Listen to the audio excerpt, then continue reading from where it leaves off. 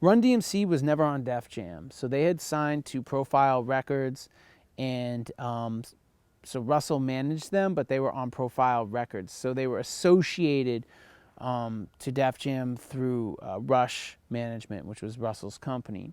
Now listen, they had the first gold rap album, right? Curtis Blow had the first gold rap single, but they had the first gold rap album, first platinum, and first multi-platinum. Platinum means a million sold. Gold is 500,000.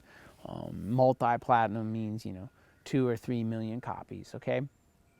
Now they had this authentic, raw street sound and style, like how they rocked their track suits and their chains, and how they wore their sneakers, how they wore their Adidas. Like they had that real authentic, like what was going on in the streets, and it wasn't the disco rap shit. That was mad played out in so many ways. But they really helped transform the style, the dress style, from the corny sort of disco rap, like cheetah fucking unitards, to this more authentic vibe of what young people were vibing on, because they were the pulse. I mean, they were kids at this time, really. Run DMC was Rev Run, Daryl McDaniels, DMC, and then rest in peace, one of the most important DJs of all time, Jam Master Jay. Okay. The other things that they did is they were really a major crossover artist. So, because of Rick Rubin and because of Russell Simmons, they made these rap rock sort of crossover songs, with the pinnacle in many ways being Walk This Way, where they teamed up with Aerosmith. I'll talk about that in a few minutes. Some notable songs that we should check out was Rock Box. This is from '84. This became the first rap music video shown on MTV. And then King of Rock, which is just crazy banger.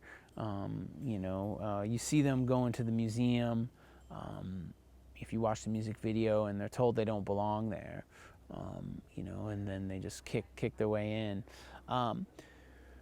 One of their most important songs, early, really impressive Larry Smith production, is Sucker MCs. It was a B-side to actually a socially conscious song called It's Like That. And this became like sort of an anthem. It's Like That was like a commentary on, what was happening in Queens and in society, and race and economics in so many ways. But Sucker MCs is basically, totally calling out corny MCs and totally going after disco rap, And this song, really its sound, the content of the lyrics, all of it, the delivery of the lyrics, the style, like just everything. It buried disco rap. Like there were still people making that type of music, and it buried that shit. It was like, the tombstone of that style of music, and it changed the aesthetic. It became like the sort of sound of so much of that stuff in the mid '80s.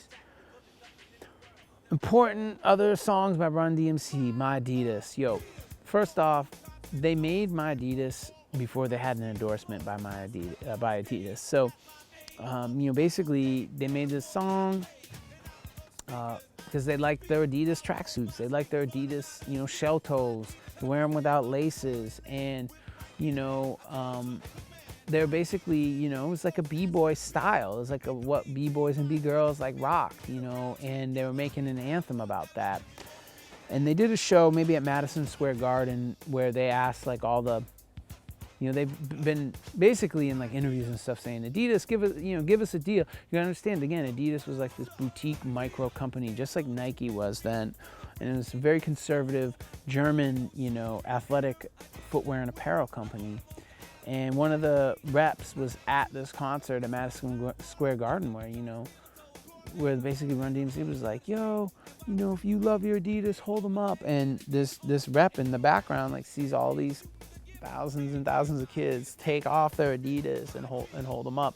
And so they got $1 million endorsement deal, and they were the first you know, rap group to get an endorsement from a company. And after that, you know, all these sneaker companies, all these footwear companies and apparel companies started seeking out rappers to be their brand, you know, their brand ambassadors, you know. So yeah, and they had a full crazy amazing line of like Adidas, Run DMC signature stuff that I wish I could have had when I was a kid. But you know,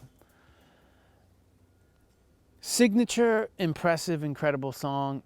And I think one of the things I neglected to say was that Run DMC highlighted the relationship between MCs and the DJs. They brought that back.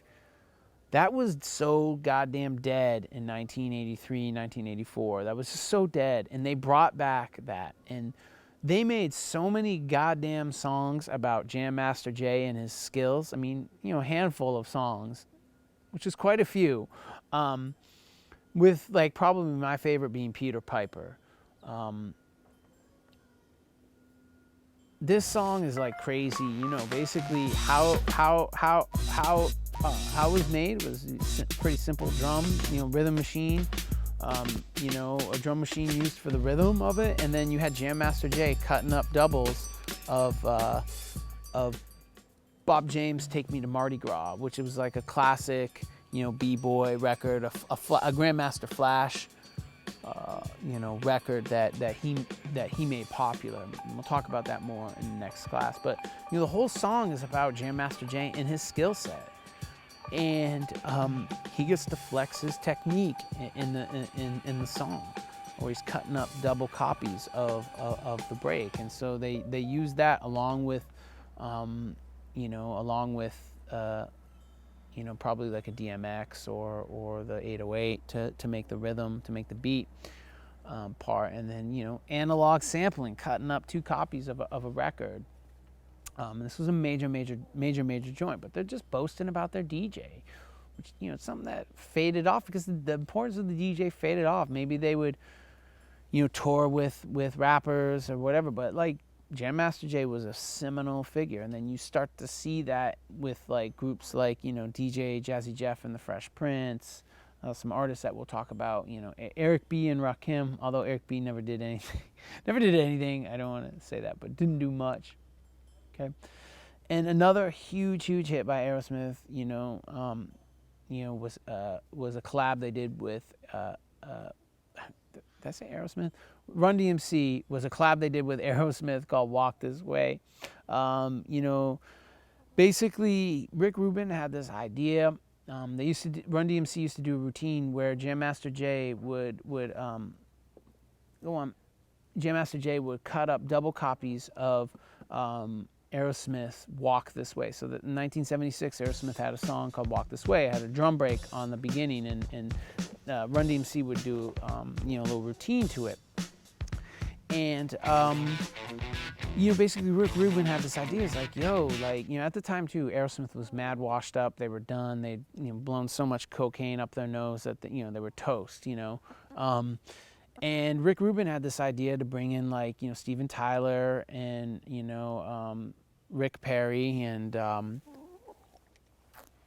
he's like, let's do a cover version of Walk This Way, you know, where they come in the studio and Joe plays guitar and Steven sings and y'all do your thing. And they were like, fuck that, you know. They were like, no way, like, they're like, no way are we gonna do that. There's like no way we're gonna do that. It's so corny, but it did happen.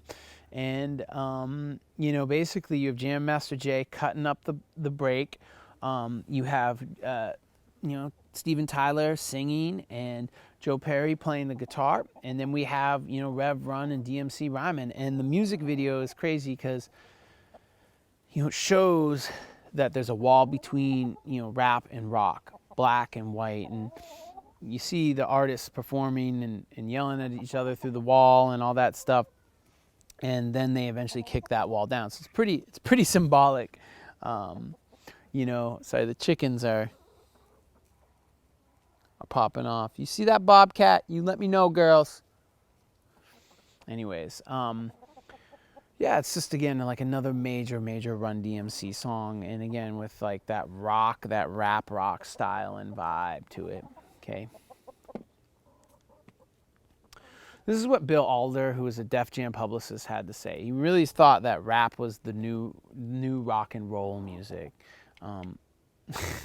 It was the new rock and roll music, and meaning youth music. And if y'all know anything about the history of rock, it started with black artists. It was Chuck Berry.